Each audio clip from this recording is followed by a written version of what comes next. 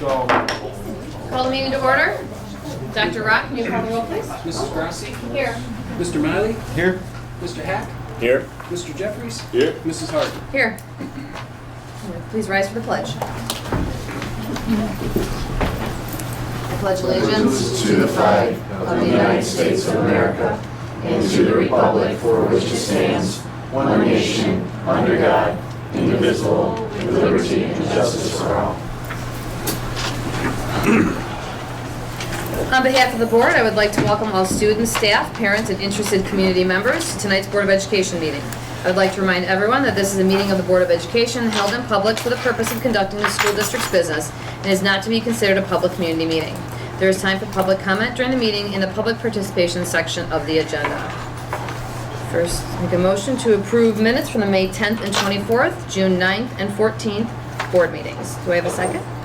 I'll second. So any discussion? All right. Dr. Rock, call the roll, please. Mr. Miley? Aye. Mrs. Grassi? Aye. Mr. Hack? Aye. Mr. Jeffries? Aye. Mrs. Harden? Aye. Motion carried. Takes us first to special reports.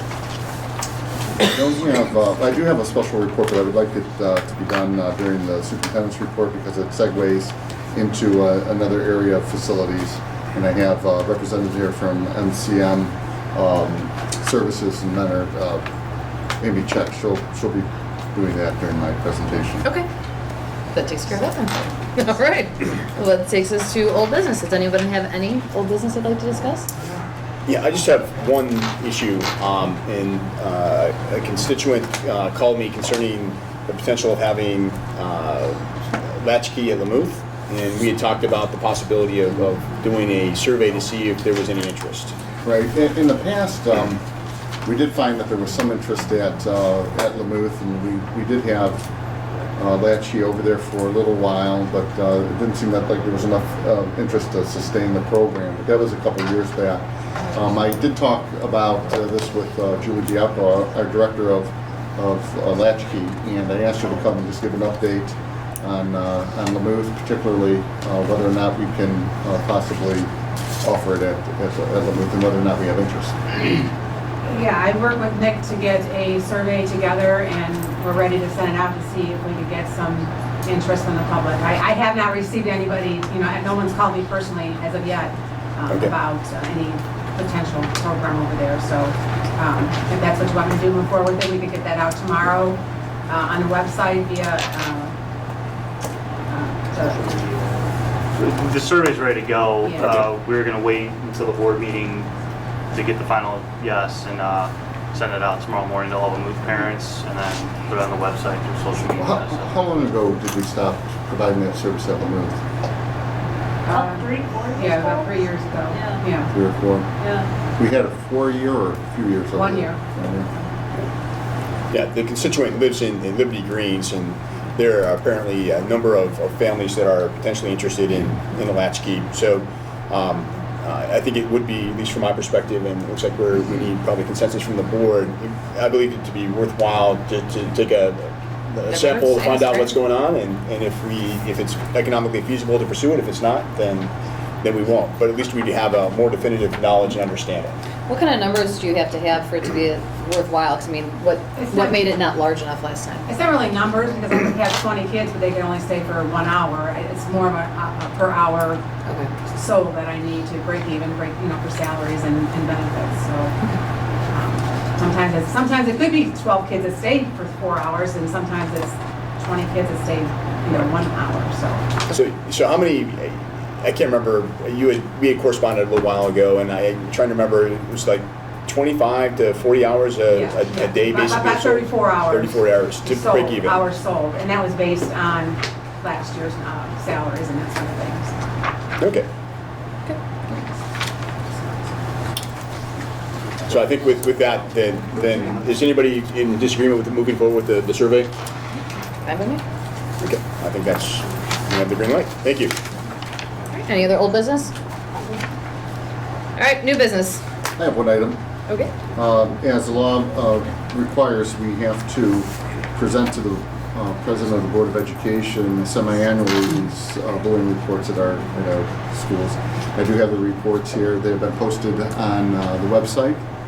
And I also have incident reports, although the names are redacted, but you can read the particular incident as well. Great.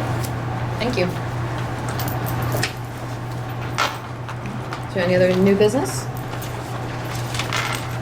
All right, that takes us to Board of Education Committee and Liaison Reports. The first one, Superintendent's Business Advisory. We did have the, I don't think we've met since the last time when the seniors had the job, senior project fair. And I took my kids with me to it, and it was really neat. The kids really were, it was really impressive. I was surprised how much my children, being elementary, middle school age, actually enjoyed walking around and talking to the kids, and they really did a really, really nice job. So it was fun to see, despite the fact it was really hot that day. It's always in the gym. Yeah. So every year there's more and more students. It was great. They did some really cool things. They I was did. surprised how many kids were actually in surgeries and had some really some interesting experiences. So that was great. That's it. Mr. Miley?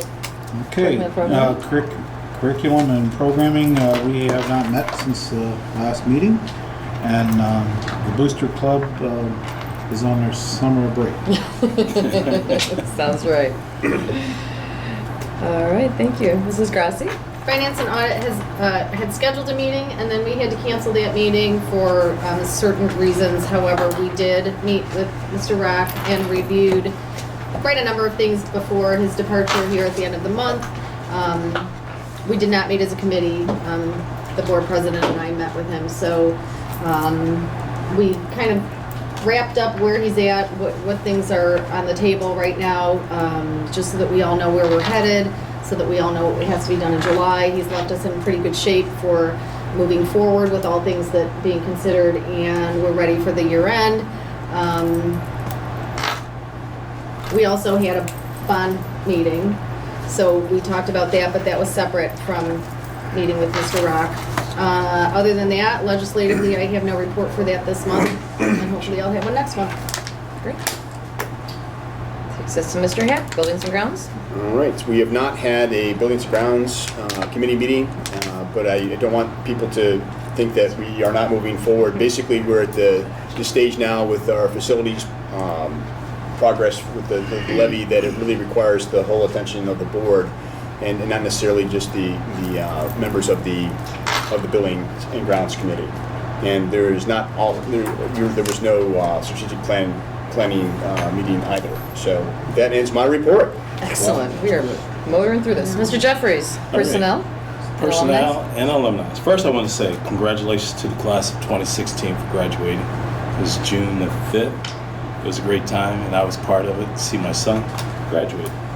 So I wish them all success, and I hope that they take part in the Alumni Association and join it. That information is on the website. June 13th, we did have an alumni meeting. We discussed the alumni's annual picnic, which is going to be August the 13th. And there's a duck race fundraiser on September the 10th, and then the Hall of Fame inductee ceremony, which will be September the 17th. We then get into personnel. We had a meeting on June the 16th. We discussed the administrators' contracts, the renewal of the administrative contracts for those administrators that are up for renewal. And the current administration evaluations are completed.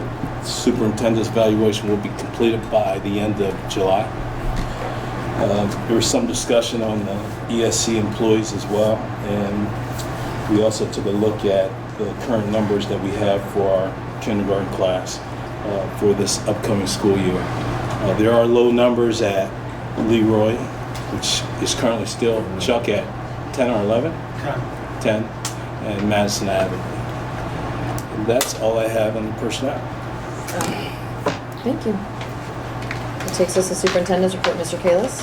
Okay. I have a few things to report, update the board on facilities, and there's some discussion that will occur in executive sessions for matters of sale and buying property. A while back, there was some discussion and debate about doing our due diligence by looking at a couple of different areas where we might be able to build our elementary schools.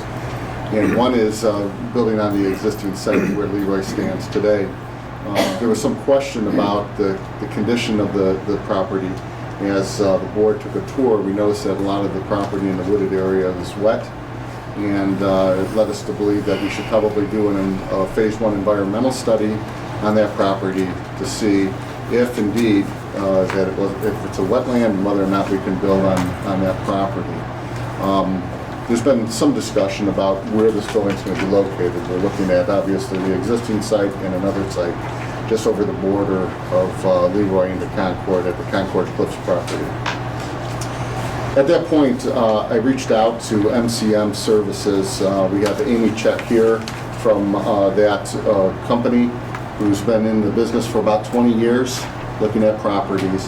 And I took some of my own notes in terms of what the report says, and I'm just going to read them real quickly, and I'm going to let you fill in all the gaps. Okay. Because some of it's pretty technical too when you're talking about different types of soils and everything else.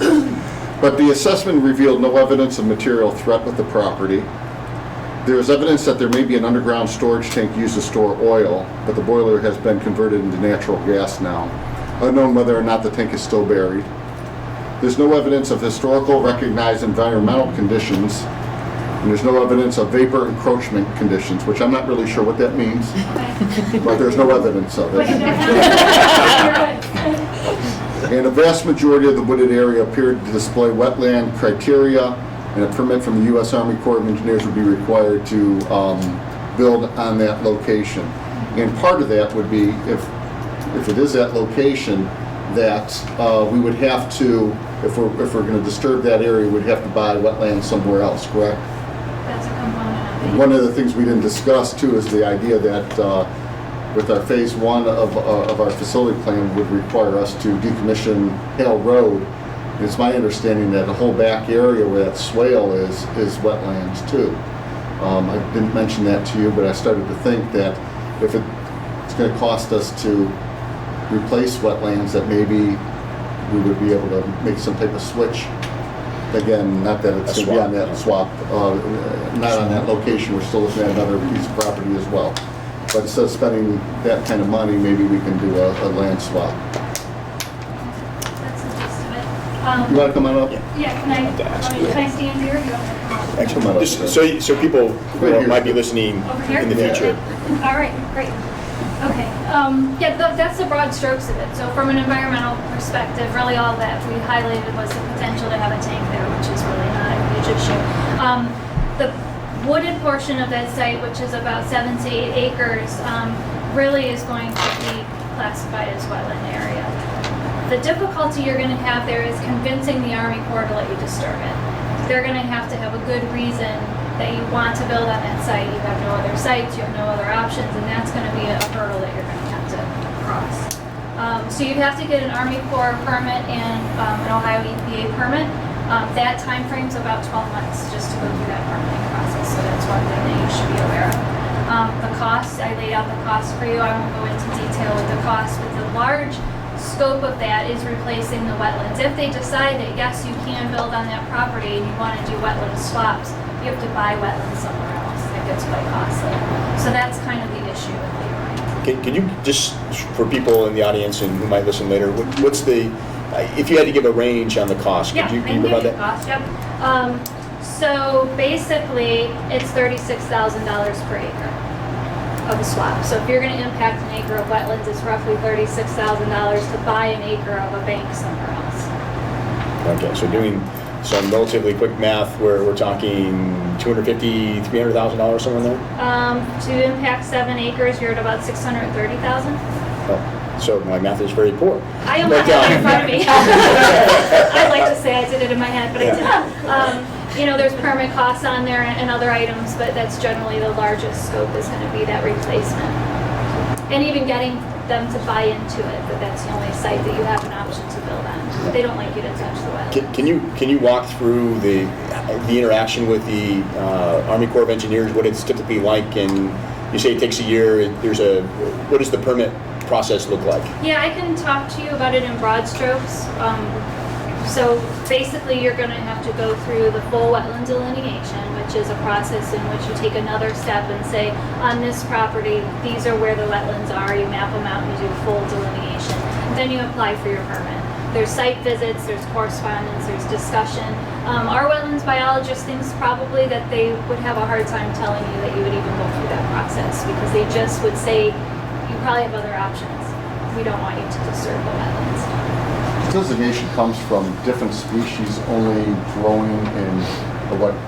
Yeah, so there's 3 factors. So there's hydric soil, there's wetland plant species, and there is, I'm going to refer to my notes, hydric soil, wetland hydrology, and the vegetation. So basically we look at those 3 factors and determine if there's wetland species there. Yeah, when we were walking, it was during season change and it was awfully wet back there, and that's again one of the reasons why we contracted LCM to look at it. So at this point, it doesn't look like that's the greatest site for us there. I didn't know if you had any more questions for Amy, but I do have some more information about the Concord Cliffs property. Do you want me to go sit down? No, unless there's any more. I'm good. Okay, so not right now. Thank you. Okay, no problem. Thank you. Okay. Now, your company's also doing work with Concord Cliffs We are, property yep. too as well. Yep. If you look at the grade of that property, it doesn't appear that that's going to be considered a wetland. No, and I issued the report just today, so I'm sure you haven't had a chance to read through all of the pages. But the gist of that site is from an environmental perspective, there are really no historic or current environmental issues, which would be petroleum contamination and those types of things. But from a wetlands perspective, this is kind of the map you're looking at. And that map shows you in red the areas which would be considered wetlands. That's a big property. I think we did all 92 acres of that property. You can see based on that map where it's where the red areas are is what we would consider wetlands. There's a significant portion of that site that is upland, that is not wetland. So we feel that we probably have some good options to situate development on that property. The grade, the highest part of this property is the lower left. And that is one of the areas where we're looking to build. We've been looking at the whole southern part of it, but we were looking at the highest part of the ground there, which surprises me that there's some wetlands right here. That must be another low point. In that area. Could we remediate, I mean, if we were to be able to move forward with the Concord Cliffs, would we be able to remediate other parts of the property itself to create a wetland environment? Anytime you impact more than 1 acre, you have to replace an acre.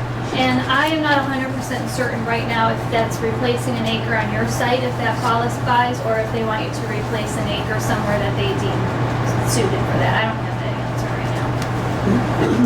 No problem. Thank you. So the next step on this site, this is what we call a preliminary assessment, kind of saying, hey, this is where we think you have wetlands. If you decided to go further with this site, you would want to do a full delineation, which would be what you would be required to have prior to development.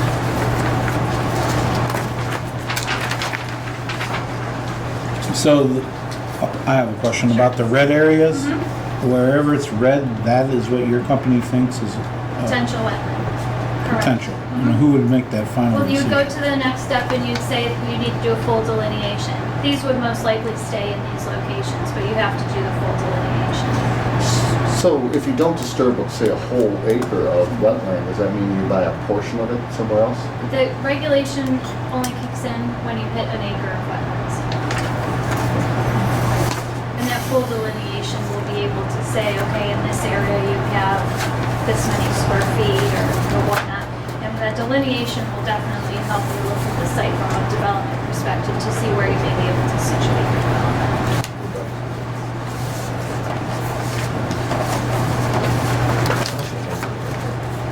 Make sense? Yes. Okay.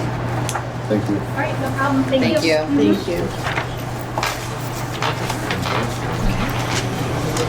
I also contracted with Laura Kramer-Coons out of Kramer-Coons Consulting to take a look at our locations as well, is not to overlap any type of effort on the part of Fannie and Howie or MCM, was a different type of study. They looked at, or they're looking at soil samples, and they're also helping us out with what type of wastewater treatment plant would be approved on that location. And that's the crux of this property right now is how do we get rid of wastewater? We can't tie into sewers. We have the ability to bring water there, but then again, at the Leroy site now, we have wastewater treatment and we have well water. A couple of my notes here from Laura is that there are 2 current locations where sanitary service exists in relative proximity to the Concord Cliffs property. One location is at the intersection of Summerwood and Concord Hamden Roads.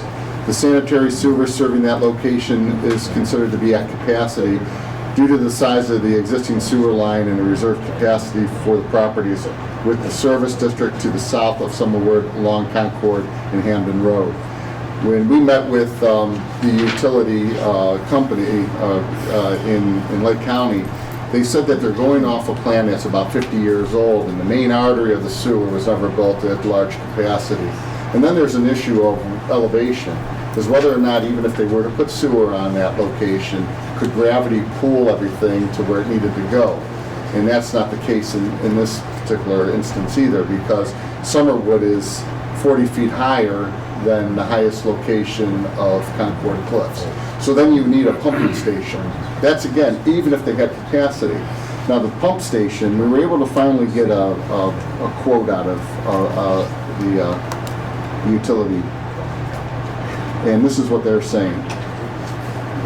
There's some other information here, but it says the option would require the design and installation of a sizable pump station and a section of force main to the existing connection point. The approximate cost of the pump station would be $1.5 to $2 million, and the installation of the sanitary sewer would be approximately $3 million. So even if they have capacity, in order to have sewer over there, we're looking at $4.5 million just for that option. But just to emphasize, this is a hypothetical that's not possible, Right. because they are at capacity. That is correct. That's the reason why we can't do sewer there. It's cost prohibitive. Now the question is, what do we do? Well, there's a couple different options in terms of on-site wastewater treatment plants. There's other options too, where it will hold waste, and we can maybe, if we tap into sewer, that we could pump it at 2 o'clock in the morning, where it's not getting a lot of use. That doesn't look like it's going to work, and right now they're saying no to it. There is a process by which you can appeal those sorts of things, but I haven't talked to Laura about that as of yet. Not only would we would be required to do a pump station in the sewer, but also to do that would be also a pump station fee of $117,000 as well on top of that. It's like an impact fee. Okay, so our status right now on that property is we've made contact with the Ohio EPA for Lake County to explore the potential of either a discharge sewage treatment system or an on-site soil-based treatment system. We also told the EPA that the project was for a new elementary school. We're not sure if that gives us any leverage, but it isn't like a developer's going in there and trying to make money. It's for a government entity. The EPA was also informed that the sewer feasibility in Concord Cliff site is cost prohibitive for the school district. There's not a way that we're going to spend $4.5 million just on sewer. We also stated that it would provide a preliminary design flow of about 13,300 gallons per day to serve a maximum of about 625 students and 40 employees. And we also provided them with the preliminary information of the soils, information based on Lake County Soil Survey, so they can look at the topography of the situation of the land. We also met with the 2 owners of the property today, and we're working on a site plan and a possible cost, which we can discuss later. So, ma'am, I'm sorry, I can't remember your name. Amy, are you familiar with getting permits to put in a standalone treatment plant? No, I am not. Okay. It's outside of the scope of what we do. Terrific. Thank you. I just was curious if you had any insights. Thank you. No, I don't. Sorry. Gary, do you have anything for us there in that capacity either? I did talk to Steve today. and I sent over the site plan to him. One of the things that the co-owners of that property would like to see is how elementary school would look in the front part of that plan, and how it's going to impact their potential property lots, and how many will go away since we would buy 16 acres of that property. And again, I can give you more information a little bit later. Mr. Hayes, when we were talking in our bond update meeting just this past week, we actually did factor into the cost of what we were estimating for the bond sewer treatment plants for both the new facilities. So when we're going to be discussing proceeds and how much money we expect to raise and how much money we need, those estimates are already in the figures that we are looking at. So we're kind of already estimating the fact that we're not going to be putting in sewers, correct? That is correct. Yeah, there's about $500,000 per For treatment each. plant. Yep. So a lot less than $4.5 million. Thank you. Anything else? That concludes my report. All right. That takes us to the treasurer's report. And before Dr. Rock, you get started, we do have something that we would like to present you with today. Staying. That's right. Thank you. Photo. You're okay. There you go. Yep, I'm good. Thank you. We'd like to present this to you, Dr. Rock, for an appreciation of your dedication and service to the students, staff, and community of the Riverside Local School District for the last 5 years. Thank you so much. We appreciate everything Thank you've you. done for us and wish you luck in your new endeavor. Thank you. Thank you very much.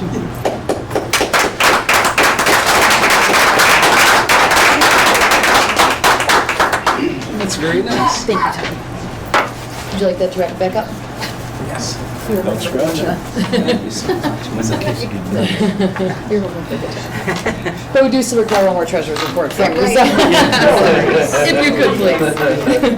Well, with that, I'll start with the end then. I wish the best to the district and the school community, and it's been a pleasure serving the community. So I wish the best, and the school's definitely on a springboard for some very positive things to happen. So I wish the best, and I'll still be in the community. Thank you. Okay, now for the business. The year-end appropriations are on our agenda tonight, and this is a snapshot, a high-level executive summary snapshot of. Now this would just be, we're just looking at the general fund and the joint financing fund. The reason we're looking at those two is because that's what goes on our 5-year forecast.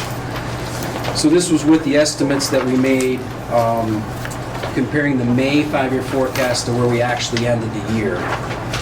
And above the black line is what we talked about last month, and now below the black line is actual, because we only have 2 more days that are coming in, so we're pretty much closed. The books are closed. All we're doing right now, and just in big concept before I dig into this, in big concept, for as a treasurer, as a seasoned treasurer, you want to, when you close your books, you want to report as much income as you can, but you can't say we're going to get more income and then you report less. So you want your revenue to be either actual or more than what you budgeted. Okay? And then on the expenditures, you want to make sure your expenditures fall within those resources, those revenue streams. So right now, revenue is adjusted to what we've actually collected today. We may collect some small fees the next couple of days, so that maybe it may go over, and that's okay with the auditors. But for the expenditures, we have to lock in our expenditures. So if there's anything that we're going to be that we don't have the bill for, we have it's encumbered and it becomes a payable, and we make a purchase order for it going into the future. And we also did that because Jen and Belinda told me to close out as much as you can to make a smooth transition. So we did that also. That's also in here. So you'll notice that encumbrances are a bit higher than what we were projecting, but this is because, like for instance, net ops, that's a $240,000 contract. We encumbered it now. It's been board approved already. But by encumbering it now, whoever takes over, that purchase order is already in action. It's one thing they don't have to worry about in July immediately. Right. So that was the example of And the reason this is so important is that the fiscal year for 16 ends on June 30th. Yes. So then we enter a new fiscal year 17 on July 1st. Yes. So if I wasn't exiting, I would be here and that would just be easy business. But since there's going to be a change in throwing off the baton to someone else, to make it easier, we try to encumber as much as we could on big things like that, so then it keeps operations rolling. So that's in here. So you'll see encumbrances down at the bottom. Instead of 500,000, it's 781. And you can see there's some small differences, but if you look at total revenue, it came in $10,000 less than what we projected. So it was very close. And expenditures were $338,000 less than what we expected. Still very close. A lot of the differences are 1%, a 1% difference than what we projected. Nice. And then on the back of this is a draft of how that would look on the 5-year forecast when you close out that year. So 2016 will move over to the actual years, but this will give you a draft, so you'll have this on file. So that covers that part.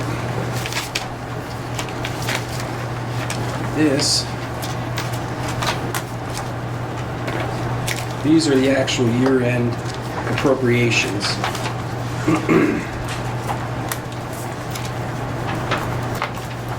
So these are our permanent appropriations for the end of the year. And again, we adjust out our expenditures. We're closing the year. One piece of good news, there's lots of good news in here. The food services account, we thought we were going to have to transfer some money. They actually ended the year with $122,000. The reason for that is they didn't have any snow days this year. Well, there was maybe one or two. So we had those prior years where there were substantial snow days. When there's a snow day, we lose the revenue, and then we still have to pay the workers. So it's like a $10,000 loss. So if you have 4 or 5 of those, that could be $40,000 to $50,000 right there. Part for that. Also, we have a change in the structure of the department itself, the structure of pay for the director. There was a savings there. There's a savings in some benefits, and she did a very good job of really running her encumbrances and taking a so she had a good year. Also, then you'll see that we have a transfer that's going. It's a transfer into the joint financing fund to the tune of $18,000. Now, on the 5-year forecast, this is a wash because those two funds are added together. And the transfer, what it's covering is the joint financing covers 4 major classes: math, science, English, and social studies at the high school level. And we use that with the joint financing revenue. Well, we set up the payroll to cover the salaries for those classes. And then it just runs through the year. And then if there's not enough to cover that, then we shut it off, which we did. But there's still $18,000, so the general fund will loan out to the joint financing fund $18,000. On the 5-year forecast, that's a wash because both of those funds are on the 5-year forecast. But we still have to do that. So what they'll do next year now, I've instructed the payroll department to take 3 teachers off of the joint financing fund and put them onto the general fund in order to account for that so it doesn't run short again.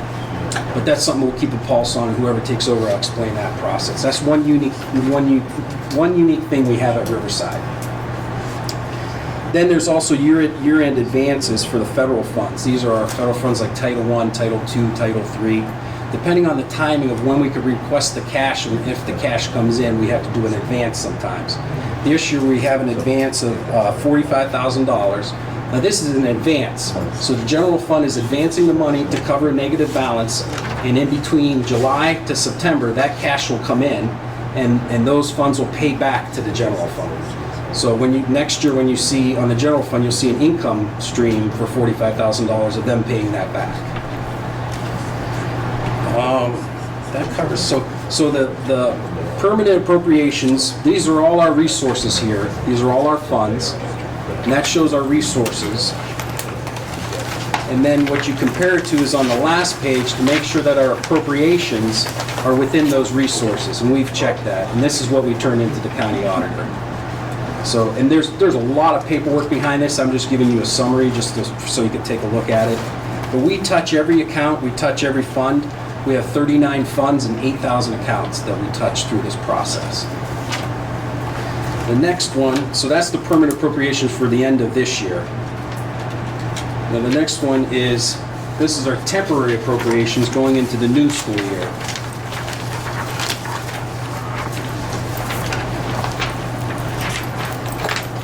So this is a list of our estimates of where we will be for next year. The general fund is based on the 5-year forecast. And again, this is where I took another step and entered all of that into the system. So for whoever takes over in July, this is already entered in. They could just tweak it for any current events. So those are the two things that are being voted on, is the permanent appropriations for the end of this year, closing out the year, and then the temporary appropriations to start up next year. You've entered the temporaries, not the permanents for next year, because Yeah, they're just They're not temporaries, finalized, okay. but they're entered in, just for the general fund. Okay, so that covers that. Any questions on those items? Also on the agenda tonight is 2 depository bank agreements. We have to do this every 5 years. I'm not recommending that we change banks. We've had great service from First Merit. So First Merit is on there, and then also PNC is on there. We receive it. So it's good to just keep those on file if we ever need to open a bank. And then you always have options. If you decide to do business with a new bank, you just approve a new depository agreement. But every 5 years you have that. Also on the agenda tonight is the pay to participate activity fees. The Finance Committee recommended that we just repeat those going into the new year. So it's a separate item if we need to discuss it any further, but I just wanted to mention it's on the agenda tonight. So what we're doing there is we've had 3 years now where we've calculated the pay to participate fees, and they have some good history of where they haven't been changing very much. So out of convenience, it may be better for us to try a year of repeating just whatever they were last year and see how that works. It's probably be more convenient for the parents too, because they're not waiting. Because this was always the toughest time of the year, because this would be when I was calculating the transportation, and everybody'd be waiting, and we would bottleneck, and the sports already start to begin in the summer, and they really don't know for the final numbers. So by repeating them a year, you save that wait, where you get, George Bellios gets a lot of calls on, what's the fee going to be? And he says, well, I don't know. I need to see how many people sign up. So I think it's a good, and then with the transition, that'll help too. Well, one of the things we need to mention too, again, board did decide to allocate some money towards pay to participate to drive some of those costs down. Yeah. And that's still in there. So whatever the sports were charged last year, it's going to be the same this year. That's what's recommended. It's up for discussion too.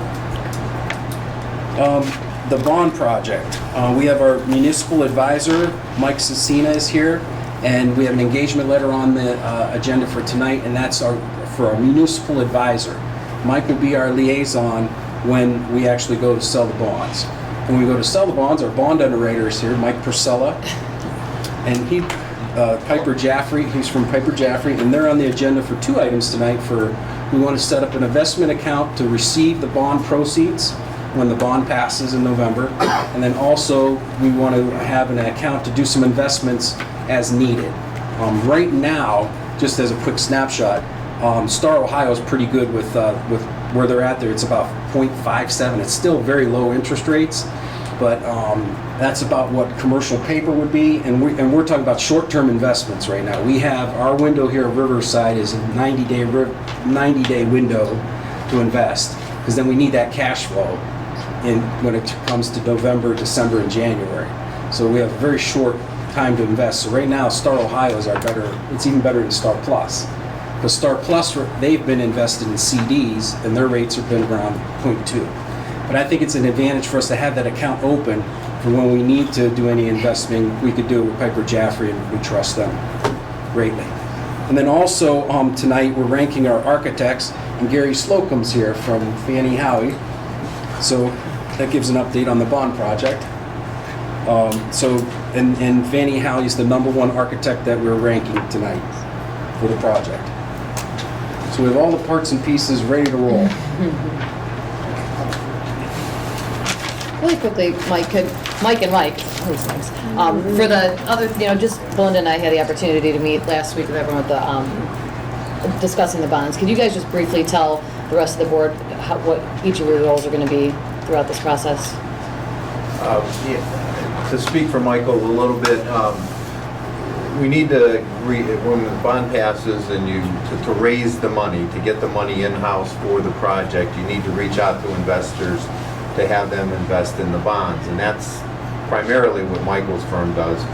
And so they work closely with the investors as well as the district, but our role is to be your in-house, the district's in-house expert on the bond issue, and be on your side of the table as the negotiations go on, and make sure that all of the district's best interests are looked at.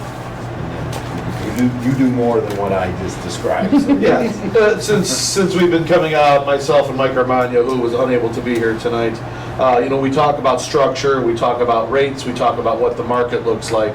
Mr. Armagno is kind of the counterparty to all that. Essentially, a second set of independent eyes to really quantify everything we say. Because naturally, I can tell you whatever I want to say. If someone's not sitting there telling you, yes, I'm in agreement with what your underwriter is saying, now you've got corroboration. And it really puts a strong lock on exactly the strategy that the board and the district's going to take forward in producing and going out and accessing the capital markets, those investors. So our responsibilities will vary as the transaction evolves. More so for Mr. Satsina on the credit side, document preparation, working with bond counsel, myself updating the district on what's going on in the market, how we need to approach structuring concepts.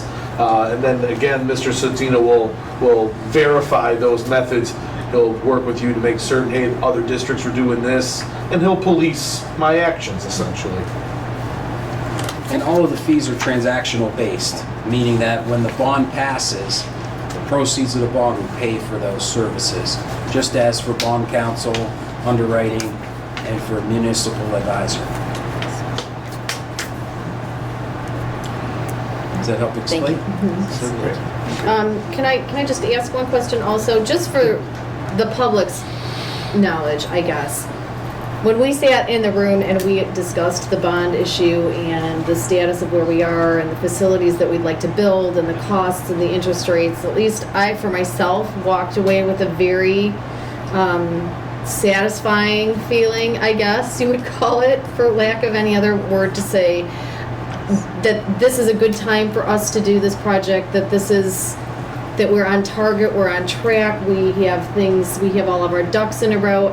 I don't know if you could give some sort of corroboration from both perspectives, I guess, to the public on this is good for us right now. Well, if you're trying to, get the project financed for the lowest cost possible, now's the time to do it, or to get voters to approve it, because we all seen or read the headlines over the last couple of days about the Brexit. What that's done for you folks is that's put any potential interest rate hikes in the market at large on hold for what appears to be an extended period of time. There was a little bit of noise that maybe interest rates were going to rise through the end of the year. I think that the brakes have been put on for a good long time. It's an election year. I mean, there's so many things up in the air right now that what happens in that case is interest rates stay low. When there's uncertainty, people, investors, big investors, take money out of more risky investments that pay better, like stocks, and they put it into bonds because bonds are safer. And when money flows into bonds, interest rates go down. It's just simple supply and demand. And so from a market perspective, I think Michael could confirm this, we're both in the market each day with either research or actual transactions. And so we're pretty in tune to what's going on. And strictly from a cost of financing perspective, you couldn't be doing this at a better time. Yeah, I echo Mr. Satsina's sentiments on that. When we first came and were working with the district, one of the questions myself and Mr. Armagno posed to the board members and to some of the interested committee members is, what is the inevitability level of this financing project? Is it kind of a wish list, or is there an immediate and an absolute need that the district has to take in producing some new or renovating their facilities? I think the overwhelming answer was there's a definitive need. And so at that juncture, to really, again, echo what Mr. Satsina said, if you're going to do it, do it now. Obviously, we couldn't have forecasted Brexit, but we look pretty damn good for having done it now. But naturally, everything you said about the rates is correct. The market is hot, rates are low, and if there was a delay period, even if it was from November to May, it just exposes the district to an additional 6 months of potential rate hikes. At this juncture, you're right in the window. And from your perspectives then, and from your perspectives, Mr. Slocum, as far as the architect of choice, I guess, we've done our planning. I mean, I guess I feel really, really confident in the planning that we have done here as a district, and I don't know if anybody can echo that or... As far as the financing plan is concerned, I think you have taken all the necessary steps. You addressed all the necessary questions before you took the proper steps. And Mike, you could probably comment on this more so than I. Too many times we've seen districts not look before they leap. You have not done that. You did your homework. You knew what you were getting into.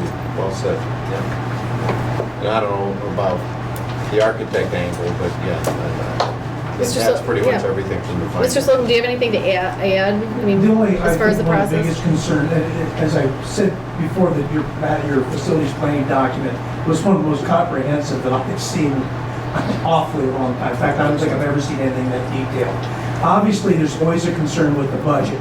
And from what our review of the budget has been, is that you have done your due diligence, you factored in some of the unknown things. We know that there's some contingencies in there in case there's any oops or slip-ups. I mean, and those can happen. We're not sure about that until you get further into the project and design and those kinds of things.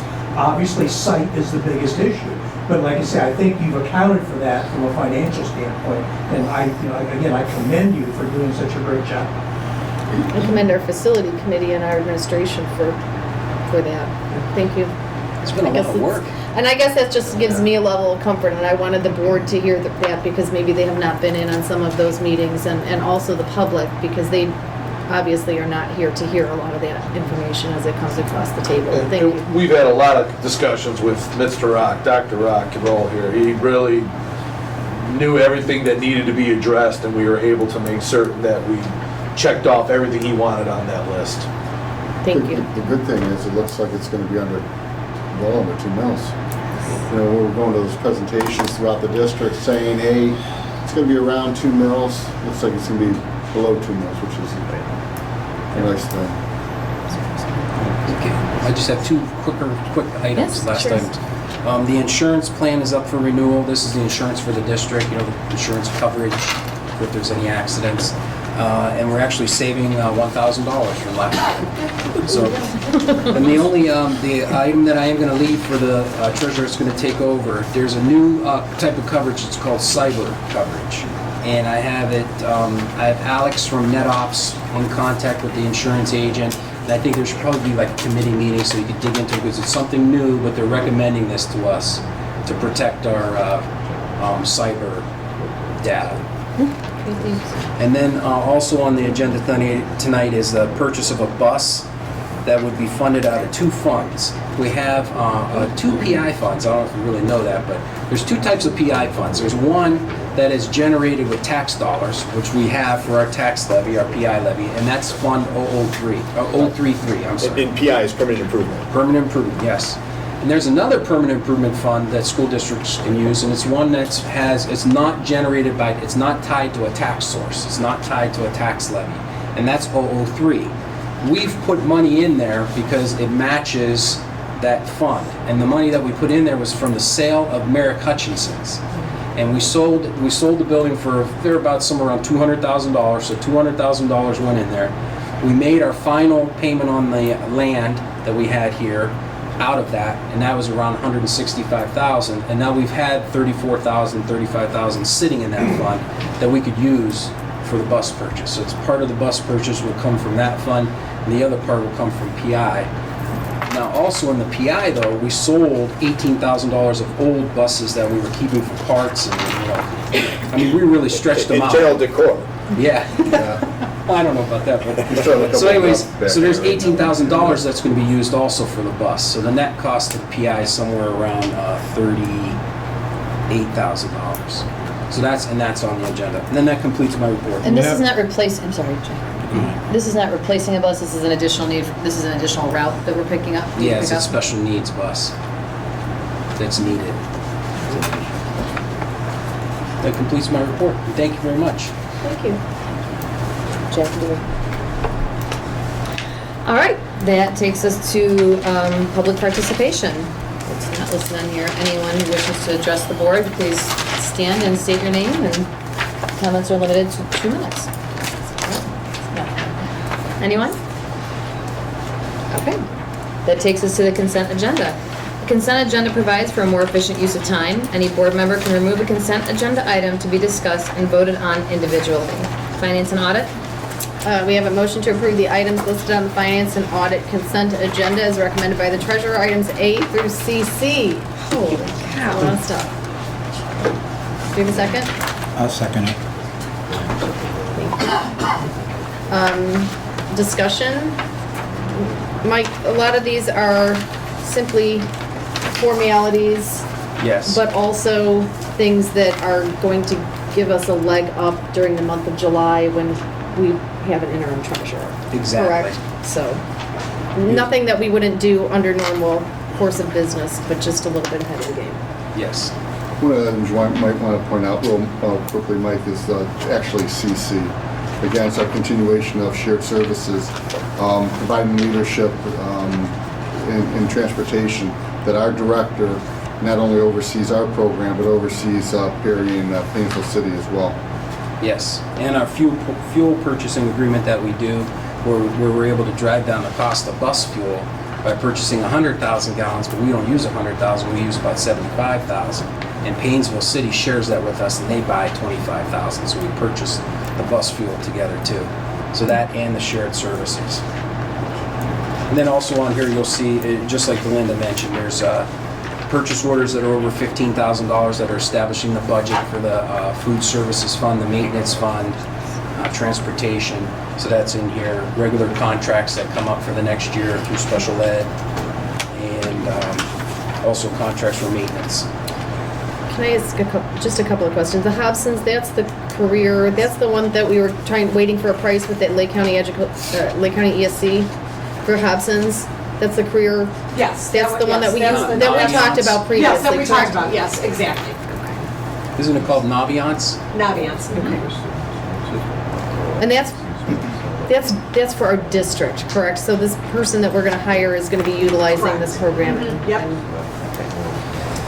And the $45,000 for the 150 Dell computers, we're putting a computer lab where?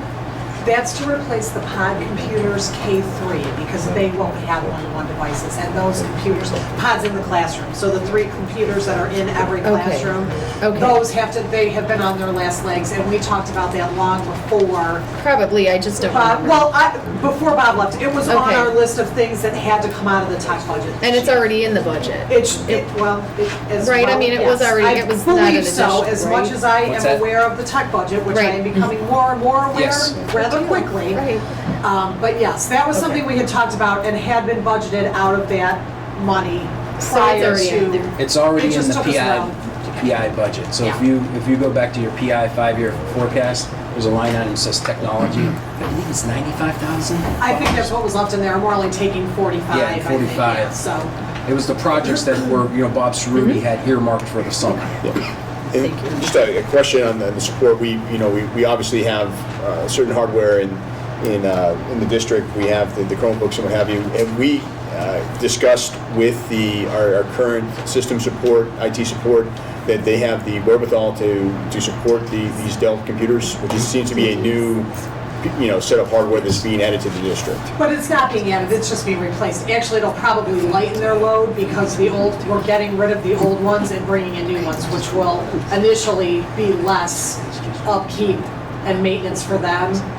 Yeah. Okay, but there's been conversation, and they understand this new hardware is coming in, and they will need to. Oh yeah, they ordered it. They're doing it. I've been working with them. Yeah, They're getting better prices than what Yeah. we've got. they're doing a really nice job in that respect. Terrific, thank you. That was gonna be mine. It was just, there's just so many Stealing your agenda questions, items, I know. Is there any other discussion on items A through CC? I just have one question about W, which is the MAP testing. What grades are we doing MAP testing in? We do map testing K-8. Okay. And how often are the kids getting tested in that? 3 times a year, with the exception of kindergarten. Sometimes I let them talk me into not testing kindergartners in the first month of school. I did last year, years past I have not. So we kind of do that on a yearly thing, depending on, we've used it for the kindergarten readiness scores because last year, so they had to. You know what I mean? There's been years that they've had 2 years that I have said, yes, they are just babies and need a little time. And how, we've been doing this for several years now, since I retired. So you're getting some data. How effective is this program? Well, the program is just gauging student growth. Right. It's not teaching them. So But it's a obviously, predictor, correct? it can also be used as a predictor, although the predictor on the new state tests, it hasn't been normed yet. So it was a pretty reliable predictor of past OAA tests. What it's showing us is student growth and where we need to change and change our instructional practices maybe from that perspective. So we can take a look at that from a growth perspective. And have you been seeing substantial growth? In some areas, yes. In some, there are still some places that we need to work on. Okay. And what subjects are MAP testing? Language arts and math. We also use this for our gifted identification, and we also use this as another means for third grade guarantee.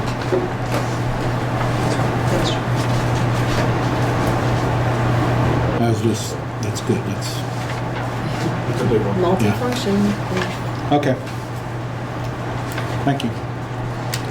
Well, if there's no other discussion on A through CC, Dr. Rock, can you call the roll? Mrs. Grassi, Aye. Mr. Hack, Aye. Mr. Jeffries, Aye. Mrs. Harden, Aye. Mr. Mallon. Aye. Motion carried. And then we also have Resolution DD, which I will read. It's a resolution to approve the renewal of pay-to-participate fees for the 2017 school year based on the same fee amounts charged for each activity from the prior school year of 2016. I'll second. Thank you. And any discussion? I'll just start this off as, because we had talked, Jen and I had talked about this with Dr. Rock previously. With his transition, we felt that it would be appropriate to just move forward with the same dollar amounts as last year, so that, because that's the summer is when he was doing all of his calculations and he won't be here. And I think that's going to make a lot of parents happy because they hate it when it fluctuated. You think that you have it paid, and then if there's something happened where a couple of kids quit or got hurt. The one thing we want to mention about this is it's not going to really impact the ability for the booster groups to generate funds through fundraising, and it could still drive the cost down through their funds. Coach Borsch, what do you think of the current structure for paid participants? Current structure, the structure that's proposed, rolling over the It's rolling, fees. yes. I think it's great. It's great. People know now, families know now. It's tremendously good. I think from year to year, it's always been, at the end of the day, you roll around to August and people still don't know what the fee is. So this gives people some definition, tells them when it's going to be due. Everybody can just take that to the bank and... We are currently giving them 10%, is that the 20%. 20%, Dr. Ray? Yes. If we gave them the extra 10%, that would go up 50,000, is that correct? The numbers? Thereabouts. Well, we haven't given, since this past 11 in November, we haven't gave back to our community anything. I would think that we could give another 10% in our pay to participation. And that wouldn't, what would that affect the current budget? $50,000. $50,000. And you could just do it for 1 year, which is what it's on right now. You can renew everything every year. Okay. I'm in favor of that. That's not part of this agenda item, correct? This is just a rollover of the fees, correct? You could adjust. You could make a movement if you want. You could make a move.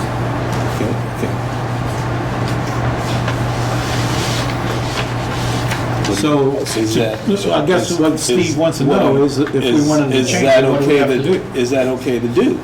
So- I mean, so- as a board, what is your feeling?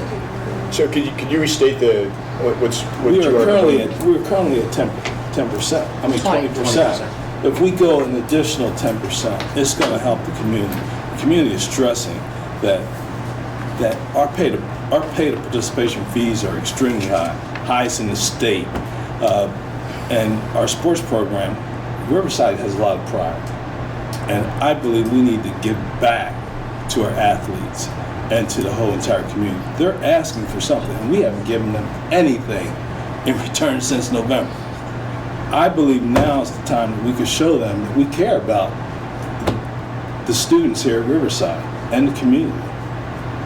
All I'm asking for is another 10%.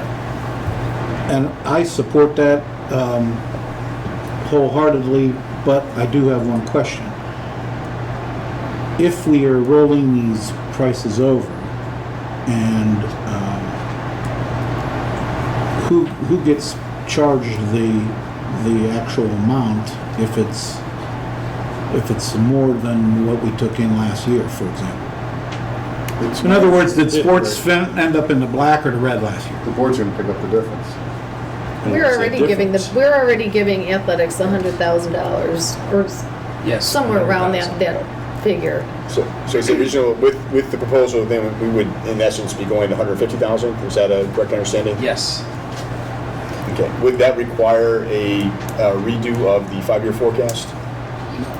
Not for $50,000, you have more than way more than that at your year end.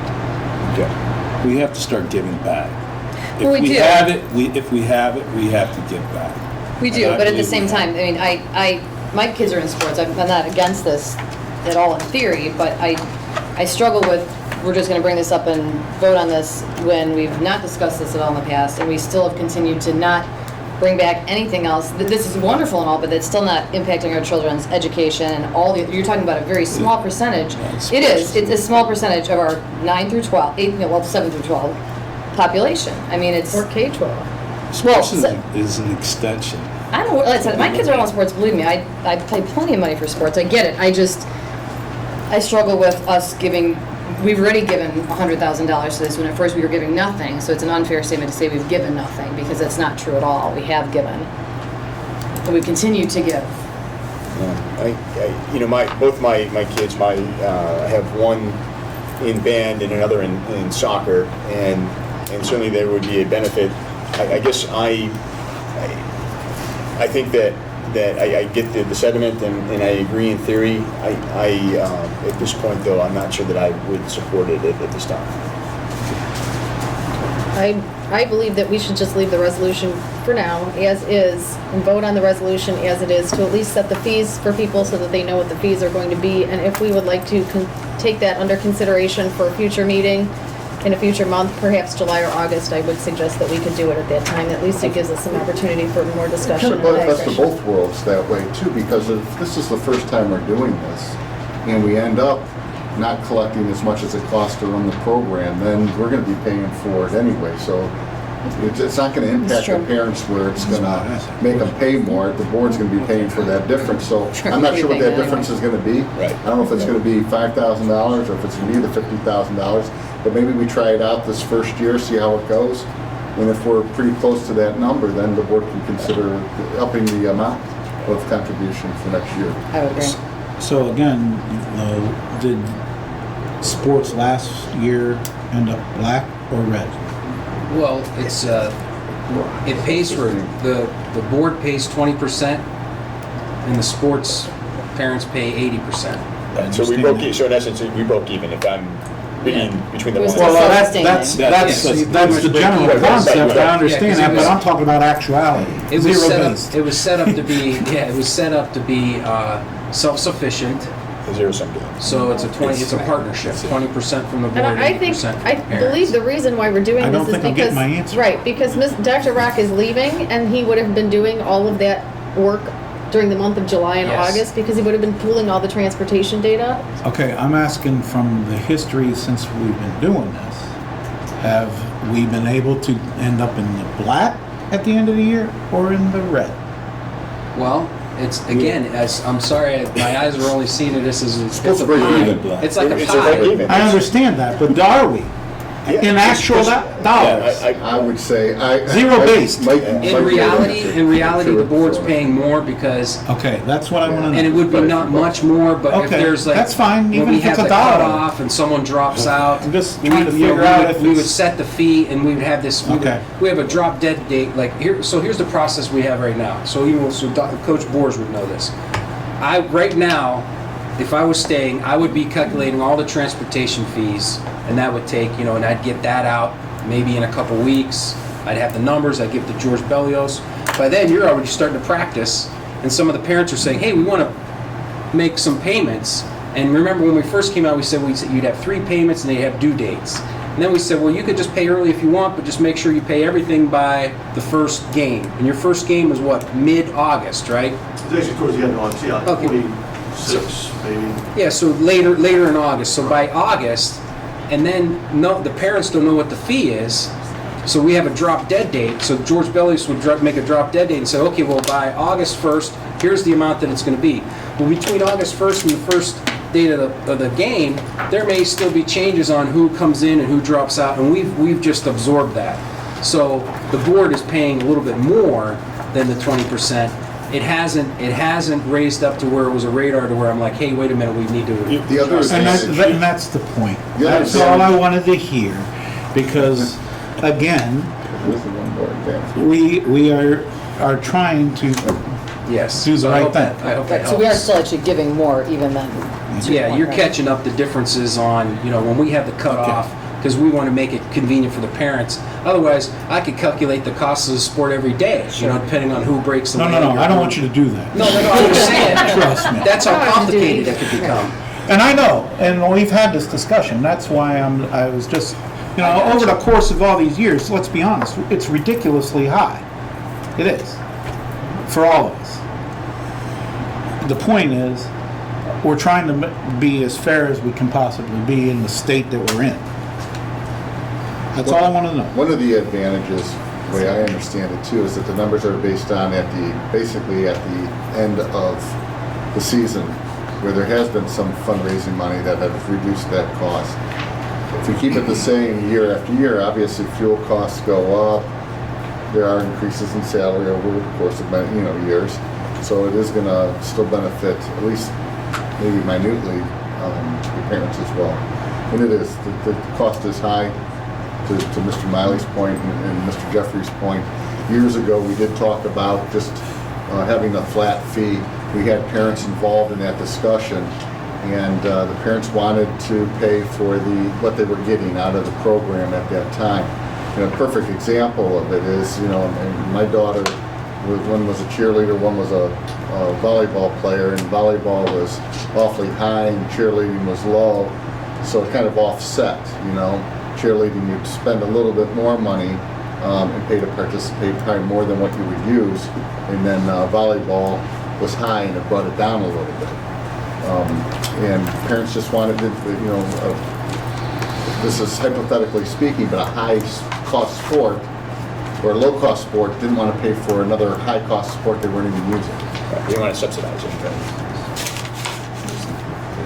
The biggest complaint we had over the years is the fact that there's no set amount, that it fluctuated throughout the whole season, and it caused a lot of grief and anxiety for the parents. And this I know, was- like in wrestling, for example, it almost killed the pros. Yeah, it did. Let's be honest. Oh, it did for tennis. Well, it's killing all the sports programs, especially the paying ones. Basketball, football. The parents can't afford it. It's too high. If we're talking about a school reputation and pride, we have to help them. I mean, I would like to have a parade like they had in Cleveland downtown, once in a lifetime parade. Give Coach Boers an opportunity to try to make it happen with these high to pay participation fees that we have. Coach, is it tough to happen? This is not why I came, by the way. I know. Logging hours for my principal classes, but, yeah, it is. We can definitely talk about this. It's This tough. will help you on your paper. I just think that really this is, But like, let's this go is a to- conversation that we could probably have at a work session if we would like to consider something like that, but in the meantime. And that option's Right. open. You can approve this and get it done, and then, and we have the capacity in the treasurer's department, and I'll promise it even though I'm not there, because we've done it now for 3 years. If you make an adjustment, we need to do any refunds, we do them, and Coach Boers knows that. There's times where we do the Dr. refunds. Rock, you've done a great job with it. Yeah, so- It's not easy. Yeah. So it's normal business for us now. So if you do an adjustment and we need to do any refunds back to anybody that paid a different amount and we have to catch it, we'll do it. I'll just make sure I don't pay mine until the first game. We'll So save the you, we'll option's save you there the for you trouble. to analyze this further. Right. So if there's no other discussion on this item at least, for keeping the fees the same and leveling them for the current year, can we call the roll, please? Yes. Mr. Hack? Aye. Mr. Jeffries? Aye. Mrs. Harden? Aye. Mr. Miley? Aye. Mrs. Grassi? Aye. Motion carried. Personnel. Personnel. Motion to approve the items listed on the personnel consent agenda as recommended by the superintendent, items A through J. Second. I'll second that. No discussion. Dr. Rock, call the roll. Mr. Jeffries? Aye. Mrs. Harden? Aye. Mr. Miley? Aye. Mrs. Grassi? Aye. Mr. Hack? Aye. Motion carried. Curriculum and programming. Motion to approve the items listed in the start over. Motions to approve the items listed on the program consent agenda as recommended by the superintendent, items A through B. May I have a second? I'll second. Any discussion?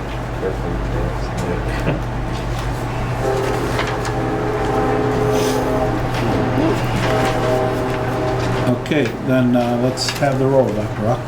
Mrs. Harden? Aye. Mr. Miley? Aye. Mrs. Grassi? Aye. Mr. Hack? Aye. Mr. Jeffries? Aye. Motion carried. Buildings and grounds.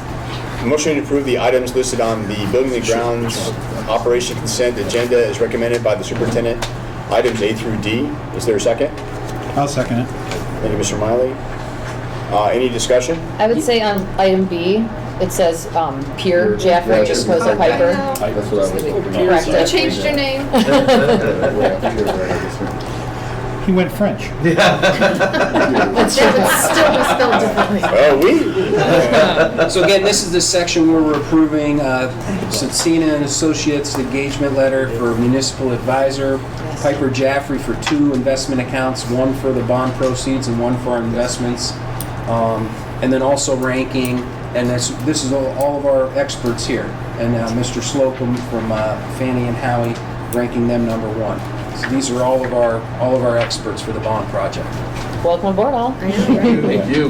On the municipal advisor services, just, you will also be helping us determine where we invest those dollars when we get the proceeds, correct? That's part No, of, that's actually. Piper Jaffrey's. that's your there. job, okay. Right. That's where Kevin Berry comes out. Okay. All right, and I just want to echo something that was said earlier. A lot of work has been done to move the facilities concept forward. We had a facilities committee that met many times, and with a lot of volunteers investing effort and thoughts into the process.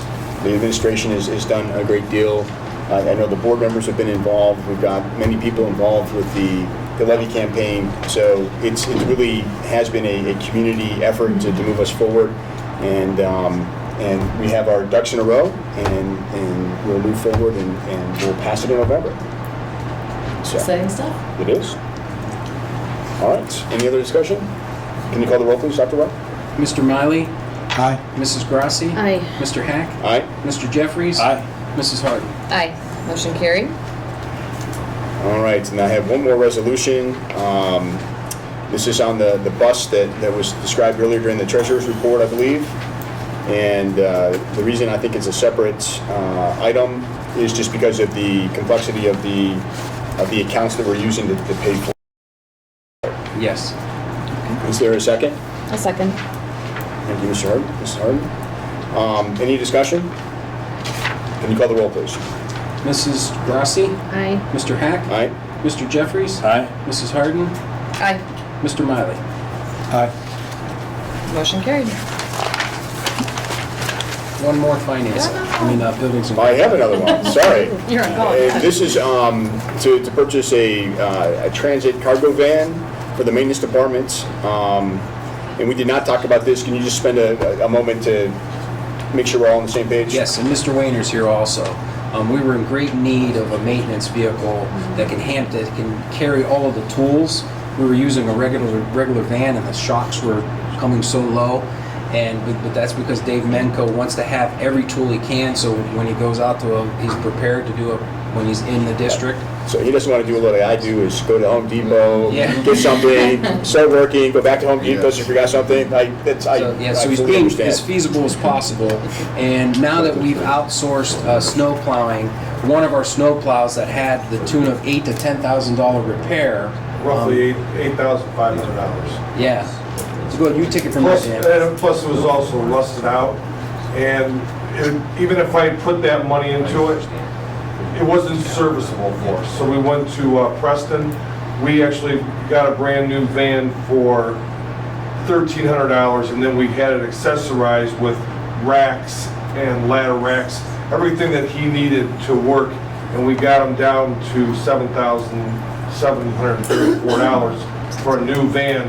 And we also got rid of a 2006 van where the transmission was out of it. It was a rust bucket. And we got rid of a couple of real eyesores and got a nice vehicle out of it. And this is taking advantage of the government pricing. So that's why on the trade-in, it's a substantial amount, but we paid a lower amount because we get the governmental rate. So not only do we get the governmental rate on the new vehicle that we charge, that we are buying, the old one that we traded in, we bought that for such a low, we probably bought it for about the amount that we're getting the trade-in. It was, and That's a then good again, point. to Mr. Hack's comment at the last work session maybe, I was trying to be a little bit more proactive instead of reactive. We also, carrying on that thought a little bit, looking at our vehicles that we have along with our roofing. It's my understanding too, it's not just a plain old white van that's empty. We have shelves now installed. Correct. That can hold things. We can also have the ladders, and he is one of the guys that carries a lot of the heavy load as far as work equipment goes. And now, when I was with him a couple of times, the one he was in, you could feel everything kind of shaking when he came to a stop. And you know, at first he came with a $37,000 figure, and I said, "Did you bump your head?" So then he got creative, which, he started thinking out of that box a little bit, and came back with this, and I thought, you got something now, boy. Yeah, that's great. And this is our expert too, Dan, that has built staircases, entrances. He We is, do all that his skill in-house. set is amazing. He's going to be doing our handrails over here to get us up to code with our insurance company, which will be our last project. That's right, I appreciate the background, and can I have a second, please? Yes, I'll second that. Thank you. Okay, we kind of did things out of order and had discussion before, but can you call the roll, please, Dr. Rock? Mr. Hack? Aye. Mr. Jeffries? Aye. Mrs. Harden? Aye. Mr. Miley? Aye. Mrs. Grassi? Aye. Motion carried. Board of Education update. We got anything? I was going to say, I just want to thank Dr. Rock for all of his service to the district. When I got elected to the board, we were really had some serious financial difficulties, and a lot of your ideas and concepts that we were able to apply allowed us to keep the district solvent while at the same time preserving the educational capability of the district.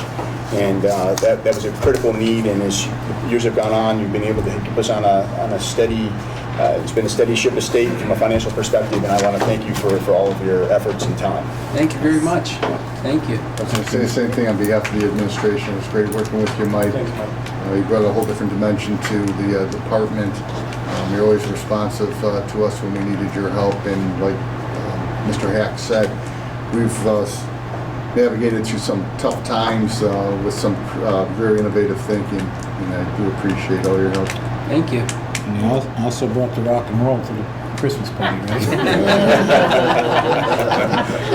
Mike, I just wish you the best of luck in Thank you all very the much. endeavors that you take on. Thanks. Mike, I would just wish you the best. Thank you very much. Yes. Thank you. Thank you, Mike. The other thing too is to congratulate the class of 2016. Yes. There you go. As well. If that is it, be it resolved that the Board of Education of the Riverside Local School District hereby adjourns to the executive session at 8:23 p.m. relative to personnel matters, purchase or sale of property, and labor negotiations. That's gonna be a fun night. Do I have a second? I'll second that. Dr. Rock, can you call the roll, please? Mr. Jeffries? Aye. Mrs. Harden? Aye. Mr. Miley? Aye. Mrs. Grossi? Mr. Henning? Motion carried.